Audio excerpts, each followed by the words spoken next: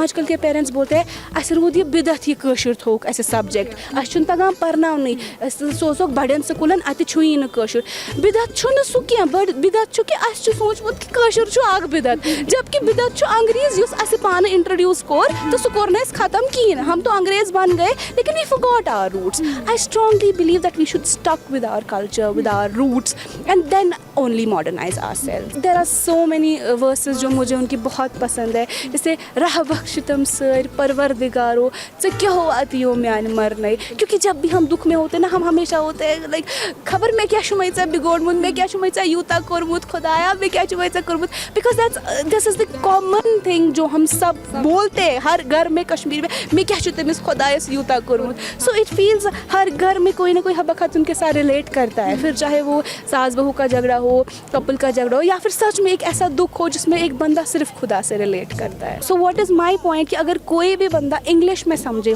जून को तो उसको वो चाह रहेगी कि मैं कश्मीरी में पढ़ूँ तो that is how he will go into Kashmiri so आप देख रहे हैं श्रीनगर न्यूज़ और मैं हूँ आपके साथ तरण। नाजरीन आज हम जिनकी मुलाकात आपसे कराने जा रहे हैं बहुत ही कम सिन उम्र में इन्होंने लिखना स्टार्ट किया। कौन है क्या है कश्मीर से कई सारी ईयर से हम देख रहे हैं कई सारे राइटर्स हमारे यंग राइटर्स हमें देखने को मिल रहे हैं और इनकी क्या ख़ास बात है वो आपको आज के इस शुमार में देखने को मिलेगा। हमारे साथ आज मौजूद है सालिहा शब्बीर। आइए इनका खैर मकदम करें और जानें इनकी जर्नी क्या है। हमारे साथ इस वक्त मौजूद है, खैर मकदम करेंगे आपका। तो आपका श्रीनगर न्यूज़ में सबसे पहले मैं खैर मकदम करूँगी और आज के शुमारे में खैर मकदम करूँगी और मैं जानना चाहूँगी, मैंने नाम बताया, सबसे पहले आप अपने नाम की मीनिंग, क्योंकि राइटर को पता होना चाहिए कि सालिहा आपका नाम बहुत प्यारा है। So can you tell us what is the meaning of Saliha का मतलब तो नेक होता है, पता नहीं मैं हूँ कि नहीं बट मतलब तो इसका एक नेक इंसान होता है। जहाँ तक हमारी मालूमात है बहुत ही कम छोटी उम्र में 15 साल की एज में आपने लिखना स्टार्ट किया। Share something about your journey. बेशक मैंने 15 साल की उम्र से लिखना शुरू किया और उस टाइम पे नहीं पता थी कि शायद लिख पाऊँगी। टीचर ने टास्क दे दिया, शी सॉ द पोटेंशियल और उसके बाद इनकरेज किया। बट द थिंग वाज कि 15 साल की उम्र में since we are in teenage लोगों के साथ डिटैच होना, फ्रेंड्स में वो सेल्फ इंडिपेंडेंस ये सारी चीज़ें आना and that was the reason कि 15 साल के बाद मैंने उस चीज़ को कंटिन्यू किया एंड उस चीज़ को परफेक्ट करने के लिए फिर बहुत सारी चीज़ें की। उस टाइम पे परफेक्ट नहीं था। परफेक्शन तो विद टाइम आ ही जाती है, लेकिन जहाँ तक आपकी मैं बात करूँ वाकई में आपके जो कलाम मैंने तो पर्सनली अभी नहीं पढ़े बट लेकिन जिन्होंने भी पढ़े हैं वाह वाह उनके मुंह से झलकती है। सो व्हाट मेड यू, मतलब क्या आपको पिंच कर गया कि नहीं I have to be a writer, and जिस तरह आपने मुझे लगता है आपने खुद ही को बड़ा अपनाया है, सो खुद ही का लेकर आपको ज़्यादा ही पिंच कर गया। एग्जैक्टली क्योंकि मैंने कहा ना मैंने उस एज में राइटिंग स्टार्ट की जहाँ पे हमें टीचर्स या पेरेंट्स हमेशा बोलते भटकना नहीं चाहिए, टीन एज एडोलेसेंस में 15 जो एक बहुत ही क्रूशल एज थी, गलत फ्रेंड्स ना लगे, मैं ही गलत ना बन जाऊँ, ऑल दीज थिंग्स।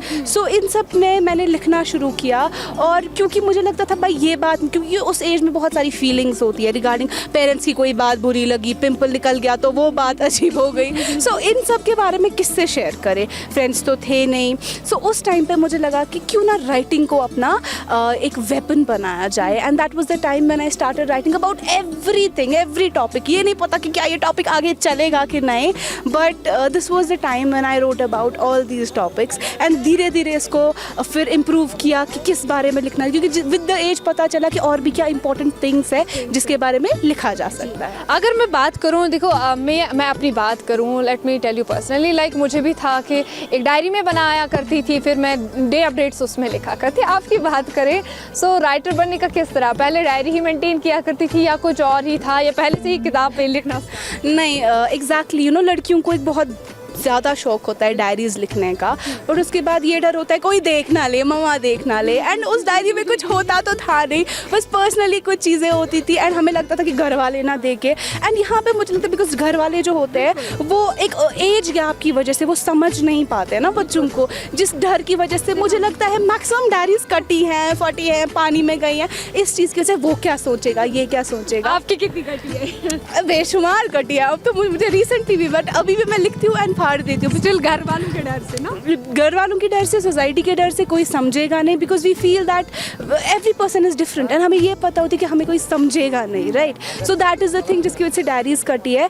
बट उस चीज़ की वजह से एक सेंस आया है कि क्यों कटी है, या लिखने का सेंस आया है definitely. And that is when I thought कि ये टॉपिक ठीक है, ये कटेगा नहीं, ये उधर ही रहेगा। So that's why that's how it came. हाँ, अगर मैं बात करूँ, देखो आपको पता होगा एक राइटर जो है ख्याली दुनियाओं में, मैं यूँ कहूँ कि वहाँ फिक्टिशियस कैरेक्टर्स को लाते हैं, डेवलप करते हैं, लेकिन एक डायरी भी कभी एक ज़माने में इंसान के फिक्टिशियस कैरेक्टर ही हो जाती है, क्योंकि डायरी में इंसान अपने प्रेजेंट के मोमेंट्स कैद करता है, लिख लेता है।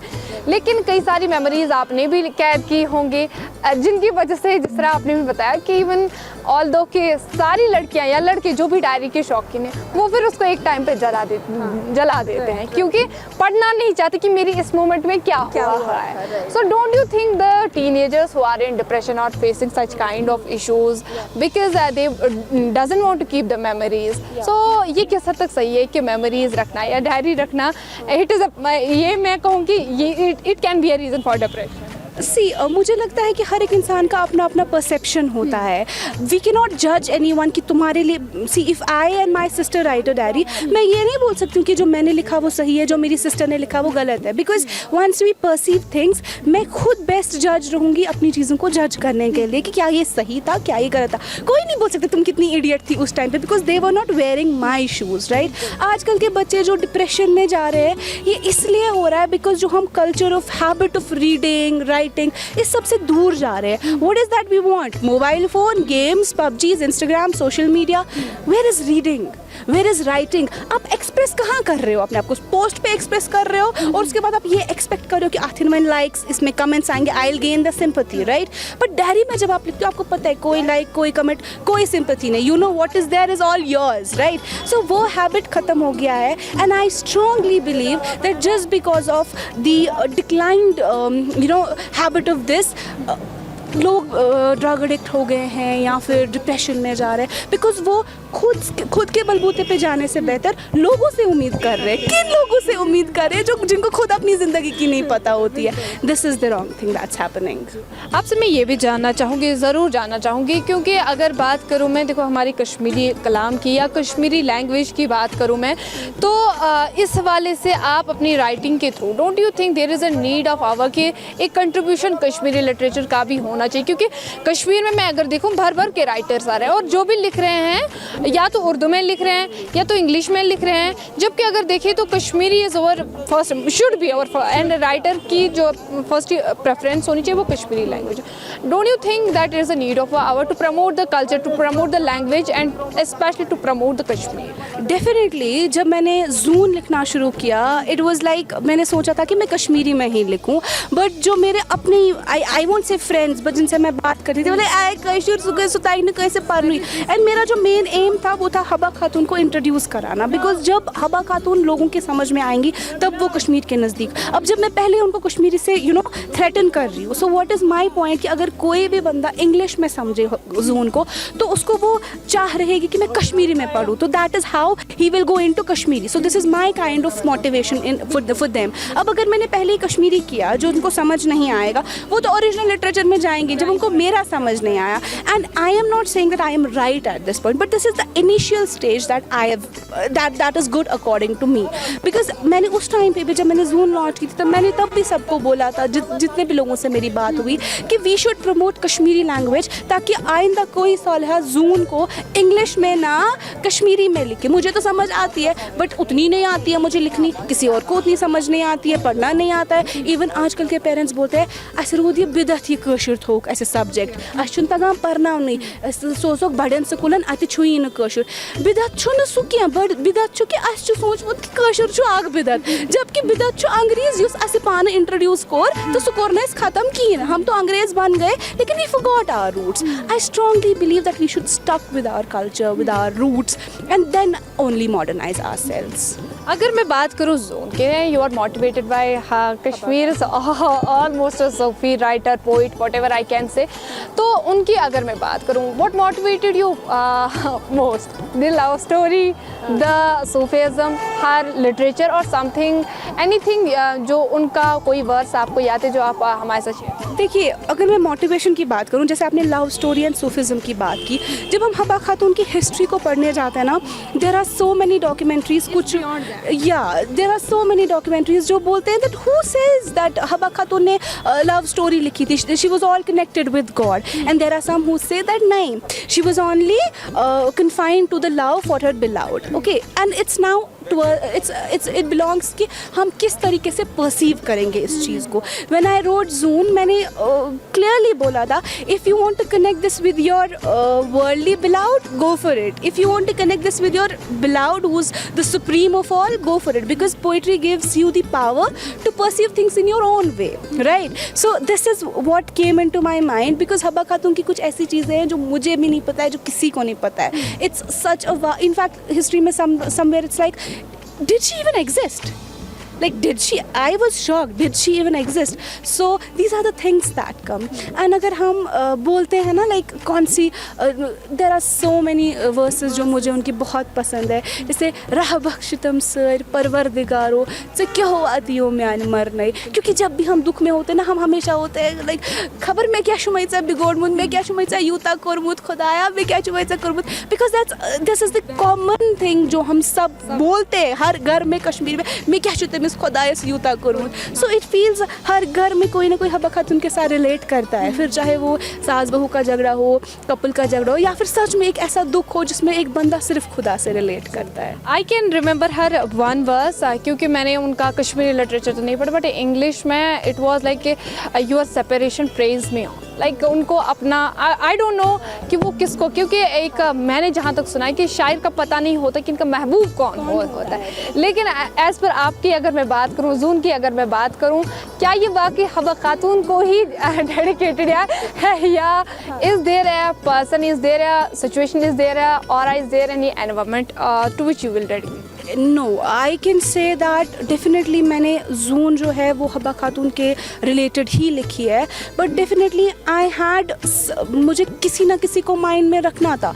सो there was, I can say, an hypothetical person which I am thinking that future में, you know, because I can not tell any one please come and sit here, I want to write about you, because I truly wanted to write about हबा खातून, and उनको लिखने से पहले I needed to get into the definition of love, okay? And the definition of love, it's literally vast than what we say आजकल का love, okay? And अगर आपको हबा खातून को पढ़ना है या ललदत को पढ़ना है, अगर आपको love समझना है, you need to get into Quran, you need to get in love with God, and you need to trust him like anything. And I think God is the perfect, I can say the perfect symbol जिसको समझ के, जिसको analyse करके आप जून लिख सकते हो. Any message for the young writers whom you want to suggest something, whom you want to say something, उनके लिए जो बहुत ही मोटिवेट होते हैं, चाहे किसी यूट्यूब से, चाहे किसी इन्फ्लुएंसर से, या कोई आपसे भी मोटिवेट है और हो भी सकता है एंड होते भी है, so any message you want to suggest them? Definitely message बस इतना ही है that even if you get modernized, even if आपको आगे जाना है, आपको कोई नहीं रोक रहा है आगे जाने से, but never ever forget your roots, never ever forget your culture. That is what makes you, and that is what actually distinguishes you from the lot. So keep your feet on ground and then only fly. And it's not the literal meaning अगर यहाँ रहेंगे तो उड़ेंगे कैसे, you know what I mean. उड़ना तो सबको है, लेकिन कुछ चीज़ें हैं जो हमें कभी भूलनी नहीं चाहिए. इन्होंने बिल्कुल सही फरमाया कि इंसान चाहे कितना भी आगे क्यों ना जाए, लेकिन उसको अपना जो पास्ट है, बिल्कुल मैं नहीं कहती कि पास्ट को साथ में आप लेके चलिए, जिए, लेकिन जो पास्ट में आपने एक्सपीरियंसेस ली है उनको ज़रूर इस्तेमाल कीजिए ताकि आपका जो फ्यूचर है वो बेटर बना रहे. आज की रिपोर्ट में इतना ही. With camera person Bilal Bhat को दीजिए इजाज़त. अल्लाह हाफ़िज़.